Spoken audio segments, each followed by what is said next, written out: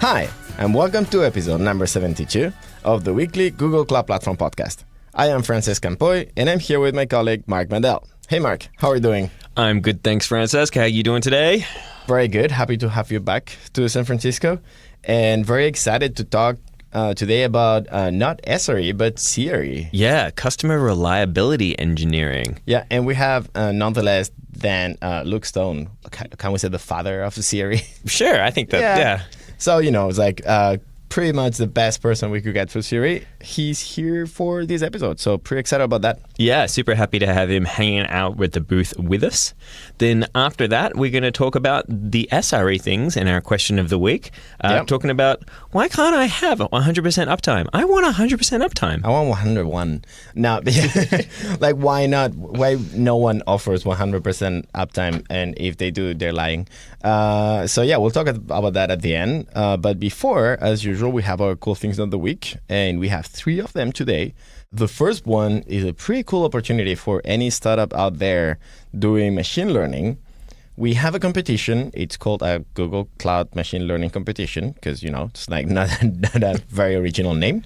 But basically, if you apply to it, you can get up to $500,000 in investment opportunities and $1 million in GCP credits. And there's many other prizes. But basically, the whole point is if you're doing the machine learning now, you can just apply. It's not a specific vertical of machine learning. It's just machine learning. So I guess it's a cool opportunity for anyone out there doing cool stuff with machine learning. Yeah, and it's worth noting, right? We're pretty open, so teams don't have to be using Google Cloud Platform to be eligible. It is US-based startups. But yeah, so if you're just basically doing machine learning in almost any sector, on almost any platform, and essentially, using any tech, then, we could be interested in seeing what you're doing. Next, we're going to be talking about something that I'm pretty sure people that do machine learning, especially at scale, are going to be pretty excited about. We wrote a paper and published a blog post about the performance of TPUs, the TensorFlow processing units. And it has a lot of detail.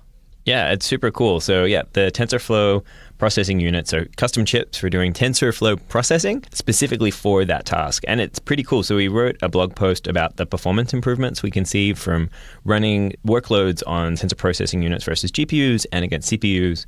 And I'm going to read this because it sounds super cool. The TPU achieves better energy efficiency than conventional chips, achieving 30 to 80 times improvement in tera operations of computation per watt of energy consumed.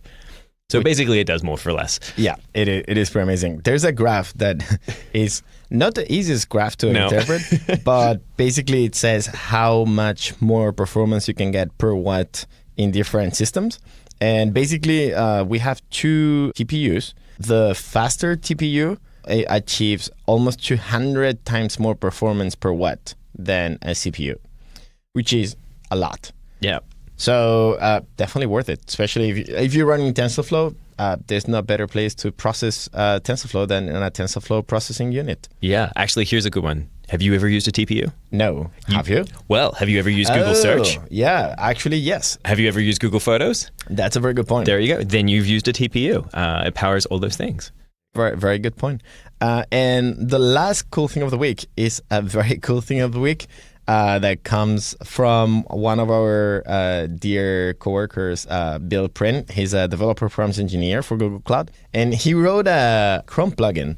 It's called Deep Breath. Yeah, so if you're a little angry and you find yourself writing an email that could potentially, I don't know, get you fired, then this is a plugin for you that will let you know maybe that your email is getting a little negative, and it'll give you a little pop-up saying you might want to think about maybe turning that down a little. Yeah, it is pretty funny. It uses the natural language API, and what it does, it's able to figure out if your email is very negative, and at some point when the score of negativity goes to high or low, in this case, it will warn you with a pop-up saying, careful, this email is getting pretty negative. Which is pretty funny. Maybe I'll install that. Yeah, I think that the cool thing is that the whole thing is open sourced. So go check it out. If you've never used the API, you'll see how to use it. It's actually pretty simple and a very nice example on how you can build cool stuff that is also useful. Awesome. Well, why don't we go have a chat with our friend Luke from the CRE team? Sounds good. Let's do that. I am super excited to have the most amazing Luke Stone here from the CRE team. How are you doing today, Luke? I'm fantastic. Thanks for the great intro. Excellent. Before we start talking about CRE and customer reliability engineering, why don't you tell us a little bit about yourself? What do you do at Google? What's your role? Who are you as a person? Sure. So my name is Luke Stone. I'm Director of Customer Reliability Engineering for the Google Cloud Platform. I've been at Google as an engineer for 14 years. Wow. I started off doing tech support for AdSense. And I'm really into doing technical partnerships. I think Google is an awesome technical company, and we have a lot to offer to people who want to be awesome at technology too. Cool. So we've done a couple episodes where we've mentioned the concept of CRE, but what is it for you? CRE is applying the wisdom and best practices of Google SRE to our cloud customers. So SRE is Site Reliability Engineering. It's basically Google's answer to DevOps. Yeah, we got a bunch of episodes with Paul Newson and Tom Schleisen also, but also other people, not Paul Newson's. We talked a little bit about SRE, but SRE has been there for quite a while, right? Yeah. CRE is pretty new. Yeah. When did it start? How did it start? CRE started about 6 months ago. Because we realized that our current strategies of, providing tech support and, documentation to our customers was just not sufficient to help people actually build meaningful stuff on our cloud platform. So let me take you back. I joined the cloud about 2 years ago, and at that time we were offering tech support to our customers, and this is break fix, right? So something breaks, and then you open a ticket and you fix it. And this is a great service and absolutely necessary, and it catches everything that kind of falls through the cracks. But why do things need to break in the first place? Right? And when you say things break, do you mean like break with Google Cloud, or break on the customer side, or both? Well, there you go. That's the main problem here, is that when you're building on the cloud, you get access to a ton of technology, right? But now your application is made up of half of our technology and half of your technology in terms of your application code and systems. So we really need to work together and think of your application as one technology system that we can collaborate on, right? And not just a typical engineering team, vendor type relationship, because the APIs are vast and we're really tightly integrated. What we did 2 years ago was to try to make our tech support response times better and make the quality of the responses better. But we noticed that even the act of making a tech support ticket takes several minutes, right? And if you're working on an application that has a 4 nines reliability goal, then you're only allowed 4 minutes of downtime a month, so you're gone, right? So we really need to figure out. So that wasn't gonna cut it, and we needed to figure out a new strategy. So we looked around the world and said, what's better? And there's a bunch of stuff out there in terms of DevOps and people trying to do operations in a more modern style than the typical, developers hate the operators and the operators hate developers style. But the one that was most natural to us was Google Site Reliability Engineering, Google SRE, because all the teams at Google operate according to these principles. So I thought, what if we just apply these principles to your customer application? Would it work? And so we thought, let's give it a shot. So what does that mean exactly? Does it mean that whenever someone wants to build a new system, they're like, hey, I want to run this huge web server serving millions of people on an F1 micro. What's going to happen? Or how does it work? How does it look like? Yeah, that's exactly the kind of scenario we're trying to address. So what we do is we do what the same thing that Google SRE does with Google applications when they're going to go production. Right, we have this thing that's called a production readiness review that we do internally to Google, and we've adapted it to make something called an application reliability review for your cloud application. So if we were to see your cloud application running on F1 Micro, we would say, okay, there's a risk here. There's a risk. Right. And people would say, well, what's the risk? Well, the risk is that your input traffic is unbounded. Do you have any idea of how much traffic you could get? No, I don't have any idea. Okay, let's do some capacity planning and modeling and see how much traffic you could possibly get. Oh, okay, now I have an idea. Okay, let's do some load testing and see if that instance is gonna stand up to it. Oh, it's not. Okay, let's try to develop some playbook, some Let's have procedures. 2 micro instances. Yeah, exactly. And ideally, some automation to help your application automatically scale.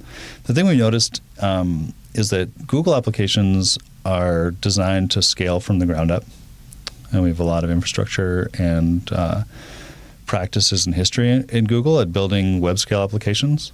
So the SREs at Google have seen hundreds of these applications, but at most companies, people are working on one, and it's their first, and it's probably the only one they're gonna deal with for the next couple years. So we have a lot of expertise that we can share, a lot of value I think we can give by just telling people about what they're maybe going to run into a little bit further down the road. Now, I'm quite curious too, obviously without naming names, and I've seen some blog posts on this particularly as well, but like particular lessons that you found working SRE, CRE for customers who are looking to come on board with Google Cloud Platform.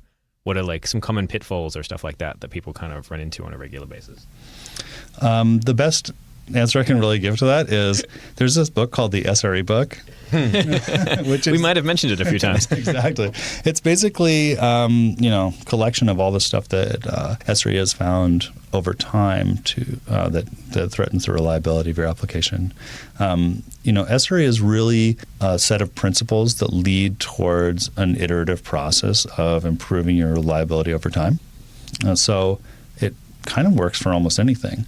And the core principles, just to say them again, are know what your SLOs are, right? And SLO is a service level objective, and so it's basically what's your expected uptime or what's your desired uptime, and then have a consequence for missing that, and we call that an error budget. So at Google, a typical consequence is if we don't meet our SLO, then we stop pushing new features. And we use the development time instead to improve the reliability of our system. If you start with that, it starts to align incentives, right? And then there's a lot more incentives you need to align between the developers and the operators and the system owners, until you can kind of get to a state where every time something bad happens, the response is a positive response that ensures that it won't happen again. So I'm curious about how that exactly works when you are on CRE, because do you actually tell the customer, oh no, you cannot push any more features? Yeah, how does that happen? That's a great question. So like the very basic way that it works in SRE is you have a postmortem. Right. So something goes wrong, and then you do a postmortem, which is a very structured approach to it. You come up with a timeline of events, and you establish some basic facts. So everybody's in agreement. We use a blameless postmortem culture. So, if you broke something, it's great that you raise your hand and tell people what you did exactly, so that we can learn how to avoid it in the future. So we do blameless postmortems, and then we go through what went wrong, what went well, and what we're going to do to prevent it happening again. And it basically turns into a list of action items, right? You can see how this will work to eventually squeeze reliability risks out of the system. But in the very beginning, you don't want to just start waiting for things to go wrong and then fix them.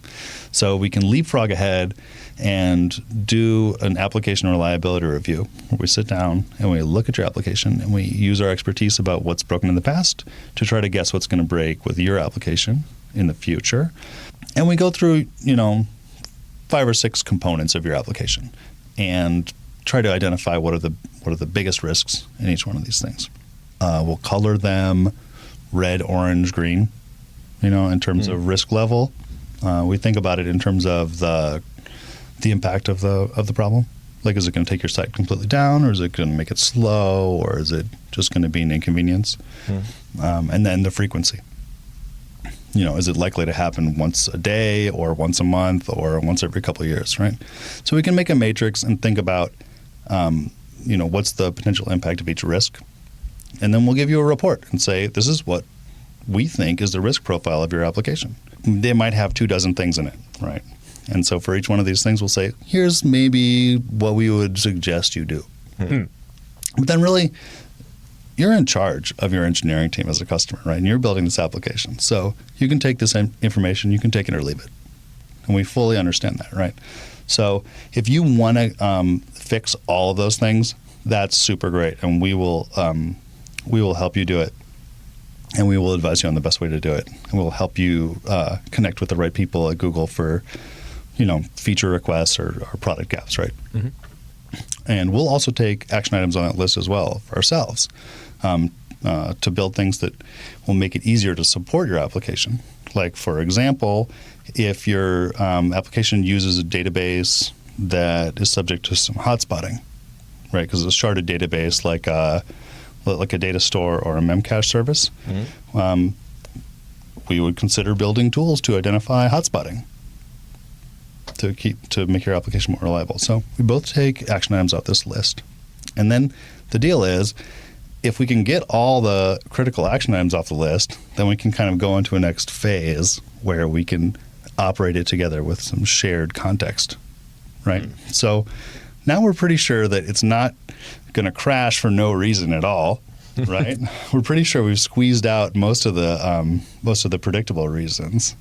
Let's agree that if we're faced with an outage situation, that we'll jump on a bridge together and start debugging it together. That's kind of what we call shared operational fate, which is really the end state of a CRE engagement, right? And that's the state that we would love to get to, because it's the state that most resembles the way that Google SRE teams work together to keep an application going. So it sounds like, so for CRE, it sounds like the difference between CRE and SRE is like you seem to be doing more upfront work than you would do in SRE. Is that correct? I would say it's about the same. I mean, it's very interesting because the SRE team at Google does not support all Google products, right? Yep. One of the principles is scarcity, right? So you make sure that you support the most important ones, and then you give people an incentive to work on their own reliability so they can get to a point where it's kind of fair to engage with another operational team, right? Because you've done your homework and you've done all the basic things, right? So in Google SRE, usually the way you get access to an SRE team is you go through a readiness review, and then you polish off all the known problems, right? And often it takes many months, like a year or 18 months, to really build trust with the SRE team that your development team is thinking about reliability enough to invest the SRE resources into it as well. In that regard, I think we're a little faster to market in CRE, but we try to use the same principles. Okay, cool. So, all right. So there's actually quite a lot of similarity between SRE and CRE. Just really, it's kind of just the end user more than anything else. Yeah. And my job is really, so my job within the CRE team is I'm the customer lead for CRE. And so what I do is I go through all the practices of SRE, and I try to figure out which ones actually apply only to Google, and which ones are possible to generalize to all the customer base. So to get ready to get SRE support at Google, I'm imagining that before you get the readiness review, there's some kind of documentation that the teams can go through and basically pre-evaluate themselves before they go the actual review. Is there such a thing also externally?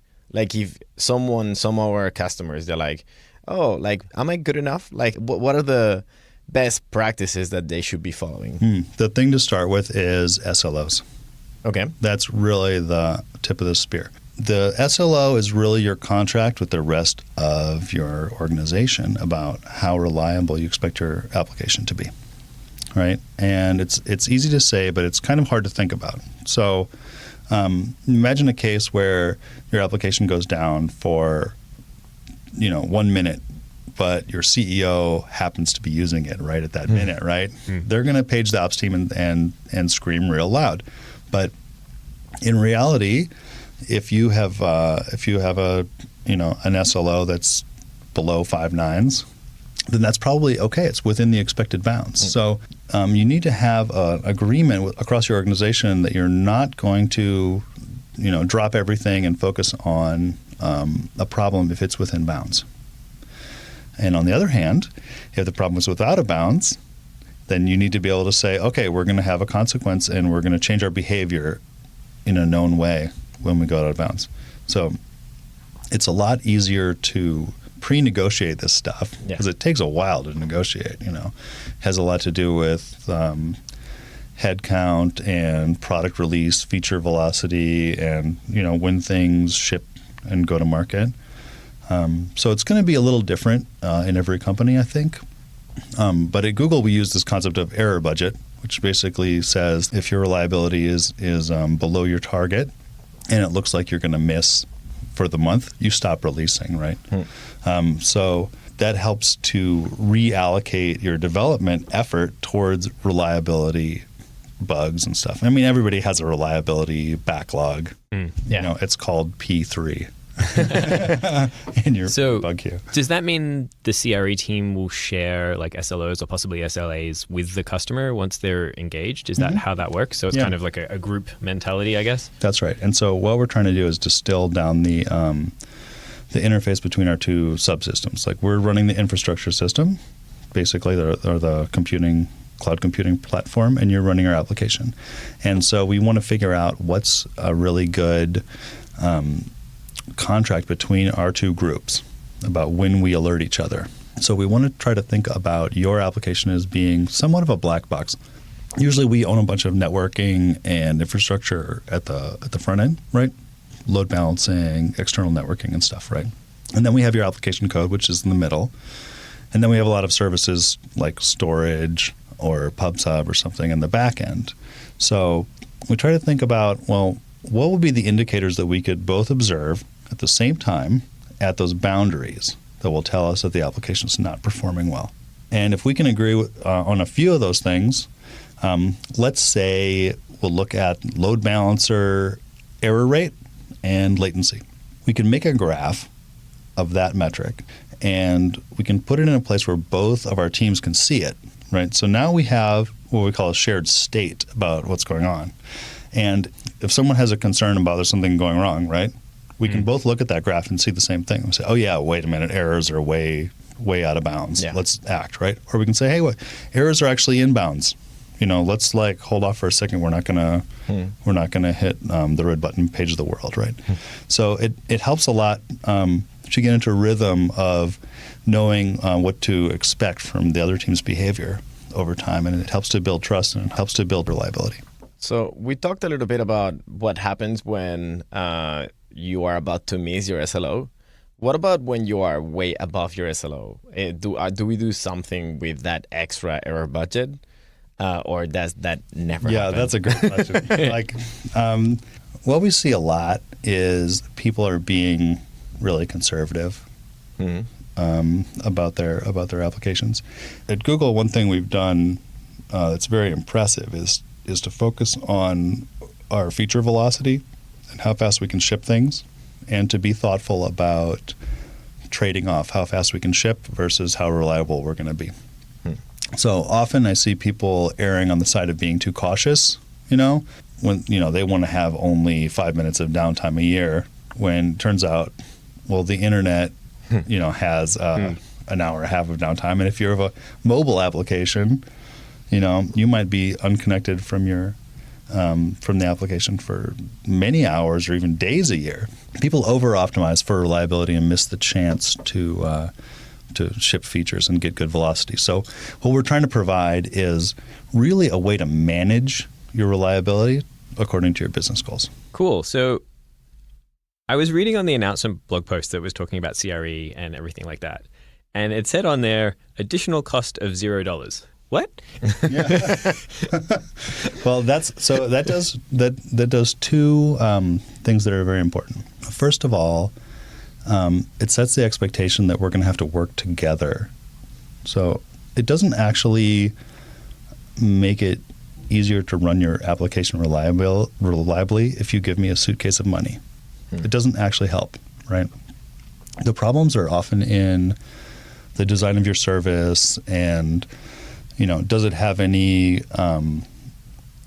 features to auto scale or to drop traffic when it's overloaded or to re-shard when it has a hot shard?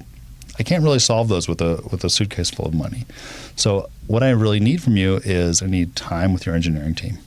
Right, so the additional cost is actually $0, but it's fairly heavy in terms of engineering investment. I want to work with the tech leads of your services, and be able to manage a to-do list with them, meet with them regularly, and be in constant communication. Right, because that's really what it takes to operate things reliably. The second thing it does to offer $0 additional cost is it gives us the ability to hand back the pagers if the service is too unreliable. And if you are not doing anything, if you're not basically holding up your end of the bargain. In Google, we have this concept as well. And it's not because it's intended to be executed frequently. All we need to do is show that this is a dynamic that can play out. Yeah. And it gives people a strong incentive to actually, carry their end of the bargain. Because really, what we're trying to do here is create a partnership. Cool. So like if you show up with like, here's the list of 12 things, and they're like, no, we're not going to do that. And you're like, okay, then we're not going to do our bit either. Right, exactly.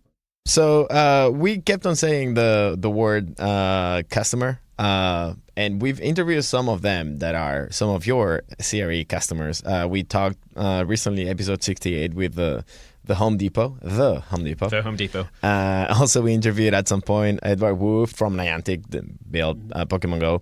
What other customers you can tell us about? One that's very interesting is Pivotal. We've been working with Pivotal on their Cloud Foundry product, which is basically a way to build applications that can run on a cloud, a private cloud or a public cloud, with a lot of services for the developer. So the developer doesn't have to really think about where's their code going to run or what services is going to access. Their concept is, here's my code, run it on the cloud, I don't care how. Yeah. Right. So that works really great because we have a cloud. They have a lot of software that's kind of in between the developer and the cloud, and we're helping them to understand, how that software is going to scale, how it's going to be reliable, how to monitor it on our cloud. They're working down a list of bugs right now, of ways to make it more reliable. And I think it's going to be, and the nice way that impacts the marketplace is that it really scales our effort. Right. We can't talk to every single customer one-on-one, right? But if we work with Pivotal to make their Cloud Foundry software really reliable, then lots of customers can benefit from that, and we don't have to explain the same concepts over and over and over again. All right, so we're getting a little bit close to time, but that's okay. So plans for the future for CRE, where do you see this thing heading? I'd like to work with our biggest customers first, the people who can really invest the most engineering effort with us. Because I think we'll learn a lot that can be spread out to more customers. Over time, of course, SRE values software and automation as a primary technique for getting things done. We're going to use our first engagements that are really person-to-person to learn use cases and failure modes, and then we're going to develop tools that will avoid those in the future. My plan is to work with order of tens of customers in the first year, and then order of hundreds the next year, thousands the year after that. So we'll get to the point where we have some impact and you're getting some value from our team, even if you're not talking to us directly. And we plan to, we'll have features show up in Google Cloud that are reliability features. Cool. All right. Well, we are running out of time, unfortunately. I'd love to talk to you for hours and hours on end. But is there anything we haven't mentioned or you want to plug, or you just think is super, super cool that people should hear about that we haven't had a chance to talk about? One thing is that SRE is, as a concept, is getting a lot of traction, in the DevOps community. And we just had SRECon here in San Francisco, and it was awesome. There were hundreds of people here who were really who were really into it, and they were all adding a lot of value and sharing a lot of ideas, right? So we want to be a conduit of that kind of information out to the world as well. And we'll be at Google Cloud Next in New York City and Seattle coming up, with dates available on Google Cloud Next website. Great. We'll have links on the show notes. And I guess it's time to say goodbye. Thank you so much for coming and spending this time with us and letting us know so much about CRE. Hopefully looking forward to having you again sometime soon to tell us about how is it growing to hundreds and thousands of customers. Yeah, definitely. We'll see you next year. See you then. Thanks, Mark and Francesc. Thanks so much to Luke for such an interesting interview. I've learned so much about how we interact with customers when, we're building like big stuff. Very, very cool. Yeah, super happy to have Luke on the podcast. It's really interesting to hear about how we're engaging with customers, especially at an enterprise level, and the sort of support we're able to give them, which makes me super happy to see. Yeah, it's basically, they're not our customers. They are like our partners on building cool stuff. Yeah, no, I like that. Different approach. I really like it. Cool. So I think it's time to go to our question of the week. And today, the question of the week comes from, again, Rakesh Janki. We answered one of his questions on episode 70 about protocol buffers. And as soon as I sent him an email saying, hey, your question has been answered, he was like, well, I have another question. So we're going to be answering that question now. And the question is, in many places, they give you an SLA, right? Like they give you, we guarantee 99.99% of availability. But why not 100? Could they do it? In theory, you could have 100% availability if you never changed any code. In theory. I actually do not believe that. Yeah, that's also true. Even if you don't change any code, like if your system is available through the internet, internet is not available 100%. That's true. So, like I said, in theory you could, but there's lots of stuff that can go wrong in the process, right? So the interesting thing is that you could have a 100% SLA, service level agreement, which means that if your service does not offer 100% availability, it means that they will somehow compensate for it. That is an SLA. That's true. Which doesn't mean they will have 100% availability, because that is literally impossible. Yeah. As you said, stuff goes down, things break. But I think also, it's to a good point that you're going to want new features to come into your application or whatever it is that you have to be building. And any change you make is risk. And there's nothing you can really do about that. Yeah, we talked about this with Paul Newson, our dear Paul Newson, on episode 59. So if you're interested in knowing more about this, that's definitely an episode that you might be interested in listening to. But I think that the most interesting thing is what you were mentioning before about what is actually 5 nines or 6 nines or what? To start with, 5 nines, does that mean 99 and 5 more nines, or 99 dot and 3 nines? Because it is ambiguous. 5 nines, 99.999%. Okay, so the 2 nines in the 99% already count. They're all nines. Good. Okay. You never know. But no, and this goes to a good point. And Rakesh alluded to this in his question when he was like, what does it mean that Spanner isn't 100%, right? Spanner has 5 nines availability, so 99.999% availability. What does that mean for mission critical applications? And so you actually sit back and can actually sit down and look at the numbers. Wikipedia has a great table on this, and we'll link it in the show notes. But for example, so 5 nines basically per year gives you 5 minutes and 26 seconds, or 5.26 minutes of downtime. That's sort of what it means, or essentially 25 seconds per month, which is not a lot. Not a lot. And so the question then you have to get to yourself is what is the SLA of your application? Rakesh uses the term mission critical. What does that mean, right? Does your application have to be up 100% of the time? Some applications are like that, and that's totally fair enough. But, can your application handle 5 minutes of downtime? Or could you put in, say, a caching layer or something like that to mitigate any downtime from your backend systems, or allow for some functionality but not all? And I think those are the sort of questions that we need to be talking about when we build software, right? We can't just be sort of hand wavy and say it must be up all the time because otherwise bad things happen. We have to sort of think back and say software fails, kind of from the perspective that software fails. Let's go back and talk to John Wilkes again because we can. I was exactly thinking about that. The episode that we did with him, where basically Borg and also Kubernetes are built with the whole idea of software fails, everything fails. Let's build something that is high, kind of reliable on top of something that is not. Those are the questions that should be asked. It's pretty interesting. When you actually break it down, though, you look at the 9s availability, like 2 9s, so 99%. That's 3.65 days per year. That starts to be a lot. I mean, it does, but that's sort of like, I guess that I am not available that that's much as a person. That's 7 hours a month. Like, you know, like yeah. In some cases that could actually be an okay SLA depending on what it is you're doing. Yeah, absolutely. So yeah, and on the most available part, if you get 9 9s, you get 31 milliseconds per year of off time. So basically, I wonder if anyone has enough probes like so often to guarantee it. Oh yeah, like you actually drop one of the probes, so it's like 31 milliseconds off. That is hard. I feel like you would drop TCP packets. Like if you had to check it, there's some packet on that IP stream would end up disappearing. You're like, oh, that's our SLA. Yeah, gone. I guess that 9 9s is basically 9 9s and 100 are basically there. They're basically the same thing, and they're both pretty much unachievable. If you have a service that offers 9 9s, please let us know. We'd like to interview you. I think that is a very interesting set of requirements to achieve that availability. We'd love to talk to you. And find out how you achieved it. Yep. Absolutely. So yeah, to Rakesh, I think like, what is the requirements of your app? What are your SLAs? What do you need to be able to do? And what sort of failure rate can your stuff require? And that will tell you exactly what systems you can build on top of, and also how quickly and how majorly you can change them while they're sort of running as well. Yeah, and that goes back to, as I said, the episode with Paul Newson, where we talk about the difference between SLO, SLA, and actual availability.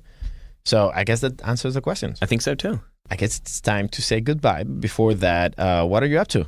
What am I up to? So next week, East Coast Games Conference. We talked about that previously, and then I'll be off to Vector as well. After that, we're doing a fundraiser. Extra Life and Playcrafting Game Jam are doing some fun stuff for kids in hospital. So we'll have 2 weekends of that and that's on the 5th of May, and then again, we have another fundraiser on the 13th. And then after that, I'm pretty excited. I'm going to Sweden. I'm going to Nordic Games Conference. Nice. So I'll be presenting there as well. And where are you off to? So by the time this episode comes out, I'll be probably at the airport waiting for my airplane to fly to China. Nice. I'm going to Shanghai for GopherCon China, and I'm gonna be meetings with some companies there. But for now, I don't have any meetups organized, which is fine because probably I will end up just attending some meetups up there. Nice. Then on May, I will be in New York for an Intel meeting, but I will be also speaking at the Google Developer Group with Brett. He will be speaking about cloud functions. I will be speaking about cloud endpoints and gRPC. So basically, it's a serverless day. It's going to be lots of fun. And also something that I wanted to mention is that last week, I released a new episode of Just for Funk. And people are loving it. It's on the context package, and it got already like almost 5,000 views. So pretty excited about it. Go check it out if you are into that kind of things. Sounds good. All right, Francesc. Well, thank you again for joining me for yet another episode. Thank you, Mark. And thank you all for listening. All right, and we'll see you all next week. See you all next week.